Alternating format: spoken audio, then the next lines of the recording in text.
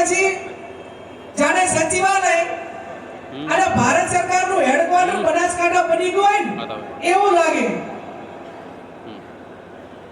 તમે જુઓ તો પ્રદેશ પ્રમુખ બનાયા બનાસકાંઠાના, ડેપ્યુટી સીએમ બનાયા, ગુજરાત વિધાનસભાના અધ્યક્ષ બનાયા, નવા મંત્રીઓ બનાયા અને આટલું બધું બનાવ્યું તો કોઈ ઉપર ભરોસો નથી। મહિના 2 મહિનામાં એક વખત અમિત શાહ સાહેબ આવે અને વળી ચારેક ગોળા ફેંકવા માટે સર્વોપરી પદ ઉપર બેઠેલા માણસ પણ હમણાં આવ્યા હતા, તમને ખબર હોય તો। અને જેવડું ગપ્પુ મારી મેં કીધું એમ જૂઠું બોલવા મહામાનવ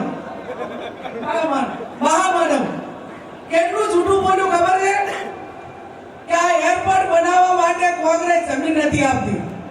આ બધા પત્રકારો ને બધા વડીલો ને આ ધોળી ભાગડી તો બેની સાક્ષી છે કે તમે ચાહે રાજકારણમાં નતા ને એ ટાઈમે 1985 માં નાણીનું એરપોર્ટ મંજૂર થયું છે અને એ ટાઈમે ખેડૂતોએ કારજા જેવી જમીન એ દેશની સુરક્ષા માટે 1985 ની અંદર આપી છે।